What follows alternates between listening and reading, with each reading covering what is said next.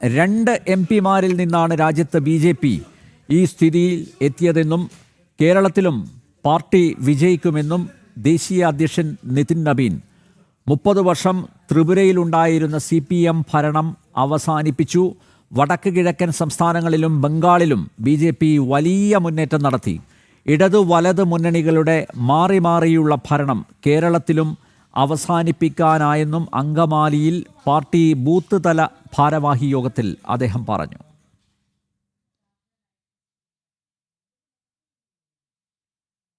വിവരങ്ങളുമായി അരുൺ ആലത്തൂർ ചേരുന്നു. അരുൺ, BJP ദേശീയ അധ്യക്ഷന്റെ ആദ്യ കേരള സന്ദർശനം.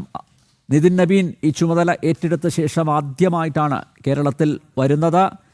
കൊടുമുടി കയറിയ ആവേശം, പാർട്ടി നേതാക്കന്മാർ, പ്രവർത്തകർ എല്ലാവരും അദ്ദേഹത്തെ സ്വീകരിക്കാൻ എത്തിയിരുന്നു. ഇപ്പോഴിതാ പ്രവർത്തകരെ ഉത്തേജിപ്പിക്കുന്ന തരത്തിലുള്ള പ്രസംഗം അദ്ദേഹത്തിൻ്റെ ഭാഗത്ത് നിന്ന് ഉണ്ടായി. എന്തൊക്കെ കാര്യങ്ങളാണ് നിതിൻ നബീൻ പ്രവർത്തകരോട് പറഞ്ഞത്? അവരുടെ ആത്മവിശ്വാസം എത്രത്തോളം വർദ്ധിച്ചു? അരുൺ.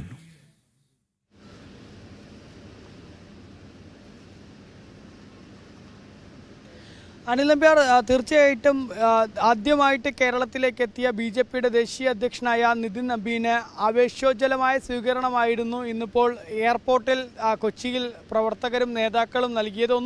1:40 കൊച്ചി വിമാനത്താവളത്തിൽ വിമാനമിറങ്ങിയ അദ്ദേഹം വിമാനത്താവളത്തിന് പുറത്തേക്ക് ഇറങ്ങിയപ്പോൾ ആദ്യം സ്വീകരണം നൽകുകയുണ്ടായി. അതിനുശേഷം അദ്ദേഹം BJPയുടെ കോർ കമ്മിറ്റി യോഗത്തിൽ പങ്കെടുത്തു. പിന്നീടാണ് അദ്ദേഹം പ്രവർത്തകരെ അല്ലെങ്കിൽ ബൂത്ത് അധ്യക്ഷന്മാരുടെ സമ്മേളന പരിപാടിയിലേക്ക് എത്തി ആ ബൂത്ത് ഇൻചാർജുമാരെ അഭിസംബോധന ചെയ്ത് സംസാരിക്കുകയുണ്ടായത്. ഏതായാലും ആ ബൂത്ത് ഇൻചാർജുമാരെ അഭിസംബോധന ചെയ്ത് സംസാരിച്ച സമയത്ത് അദ്ദേഹം പ്രധാനമായും പറഞ്ഞ ഒരു കാര്യം എന്നുള്ളത് കേരളത്തിലും BJP വിജയിക്കും, കേരളത്തിലും BJP മാത്രമായി മാറുന്ന ഒരു കാലഘട്ടം ഉണ്ടാകുമെന്നുള്ളതാണ് അദ്ദേഹം പ്രധാനമായിട്ട് പറഞ്ഞത്. കാരണം 2 MP-മാരിൽ നിന്നാണ് ഇന്ന് കാണുന്ന തരത്തിലേക്ക് BJP കേരളത്തിൽ പടർന്ന് പന്തലിച്ച് ഒരു വലിയ വടവൃക്ഷമായി മാറുന്ന തരത്തിലേക്ക് എത്തിയത്.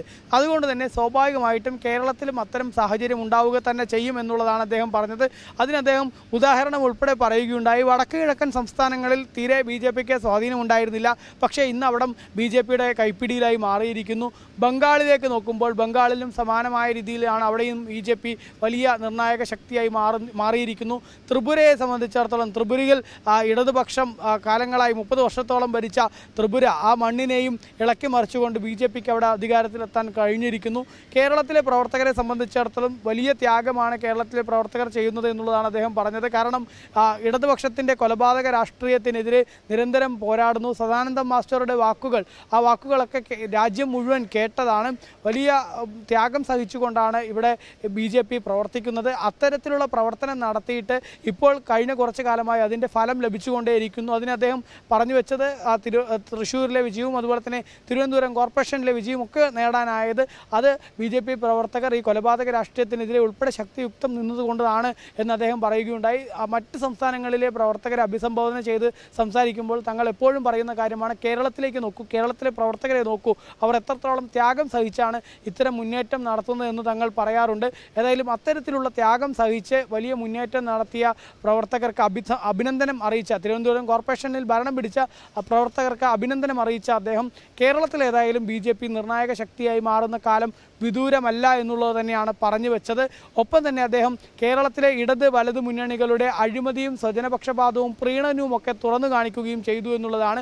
ഒരു വശത്ത് LDF ശബരിമലയിലെ സ്വർണ്ണക്കൊള്ള നടത്തുന്നു, ശബരിമലയിലെ ആചാരങ്ങളും അനുഷ്ഠാനങ്ങളും ഒക്കെ തകർക്കുന്ന നിലപാട് ഒരു വശത്തെ ഇടതുപക്ഷം സ്വീകരിക്കുന്നു, മറുവശത്തെ കോൺഗ്രസ് ആണെങ്കിൽ ജമാഅത്തെ ഇസ്ലാമിയെ കൂട്ടുപിടിച്ച് നടക്കുന്നു. കേരളത്തിൻ്റെ മണ്ണിലാണ് പോപ്പുലർ ഫ്രണ്ട് എന്ന സംഘടന വലിയ രീതിയിൽ വളർന്നത്. ആ 50,000 പ്രവർത്തകരാണ് പോപ്പുലർ ഫ്രണ്ടിനുണ്ടായത്. BJP അധികാരത്തിൽ വരേണ്ടി വന്നു ആ പോപ്പുലർ ഫ്രണ്ടിനെ ഇവിടെ നിന്ന് ഉന്മൂലനം ചെയ്യാൻ എന്നും അദ്ദേഹം പറയുകയുണ്ടായി.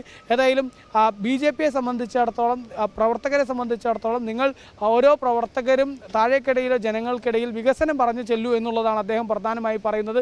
കേന്ദ്ര സർക്കാർ നടത്തിയിട്ടുള്ള വികസന പദ്ധതികൾ അത് ജനങ്ങളിലേക്ക് എത്തിക്കുക മാത്രം ചെയ്താൽ മതി.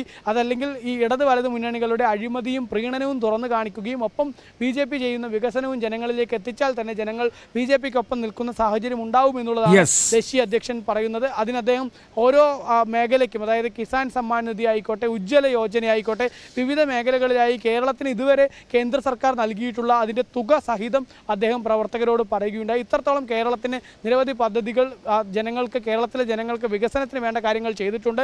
അതുകൊണ്ട് തന്നെ ഭാരതത്തിൻ്റെ വികസനം, കേരളത്തിൻ്റെ വികസനം, ഇത് തന്നെയാണ് BJPയുടെ പ്രധാന അജണ്ട. അത് കൃത്യമായിട്ട് ആ അജണ്ടയുമായിട്ട് മുന്നോട്ട് പോകൂ എന്നുള്ളതാണ് ബൂത്ത് അധ്യക്ഷന്മാരെ അഭിസംബോധന ചെയ്തുകൊണ്ട് ദേശീയ അധ്യക്ഷൻ പ്രതികരിച്ചത്. യെസ്, വികസിത ഭാരതം ഒപ്പം വികസിത കേരളം, കേന്ദ്ര സർക്കാരിൻ്റെ വികസന പദ്ധതികൾ താഴെത്തട്ടിൽ എത്തിക്കുക, പ്രവർത്തകരോടുള്ള ആഹ്വാനം, ദേശീയ അധ്യക്ഷൻ നിതിൻ നബീൻ്റെ ആഹ്വാനം അതാണ്. സാനു കെ സജീവൻ ചേരുന്നു. സാനു, ഇനി എന്തൊക്കെ പരിപാടികളിലാണ് BJP ദേശീയ അധ്യക്ഷൻ പങ്കെടുക്കുന്നത്?